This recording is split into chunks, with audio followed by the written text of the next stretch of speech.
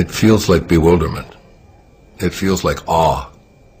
It feels like, even as I think about it now, I can feel myself tearing up behind my eyes, because only I know what is going on behind my eyeballs.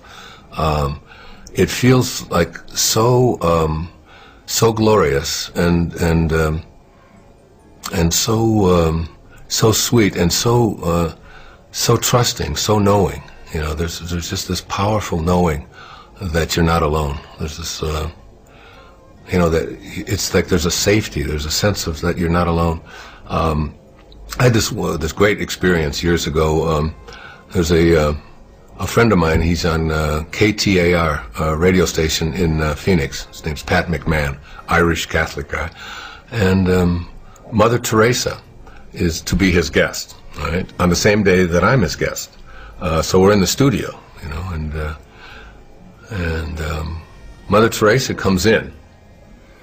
Now she's about 4'10", maybe weighs 80 pounds. And she's there to talk about a homeless shelter that she slept in the night before, to tell the people of Phoenix about this homeless shelter. And I'm there to talk about a book that I don't know which one it was. It was 10, 15 years ago, and so Pat asks, tells Mother Teresa, "Is there anything that I can do for you?" And you can imagine the bewilderment and the awe that this is an Irish Catholic guy from, you know, living in Phoenix, and Mother Teresa, a saint, is coming there, and you know, he's just bewildered. He's beyond bewildered. He just doesn't know what to do with himself. He's just so honored, and he says, "Is there anything I can do for you? Is there anything I can do?" And she said, "No." She said, "I just came here to talk about the homeless shelter." He said, "But Mother Teresa," he said, we have a 50,000 watt clear channel station that goes in every direction." And it was like he's got his ego involved. Like, we can help you to raise a lot of money for your work and your mission in Calcutta. And she said, "No, I'm not interested in raising money or your radio station getting a." She said, "I just want to talk about the homeless shelter, that's all." And he's exasperated. And finally he's down on his knees.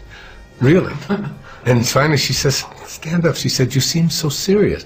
She said, "There is one thing that you can do." And he just stood up and he said, "Well, what is it? I'd do anything." She said, "Well, tomorrow morning," she said, "get up at 4 a.m. And she said, and go out onto the streets of Phoenix and find someone who's living there, who believes that he's alone, and convince him that he's not. That's what you can do."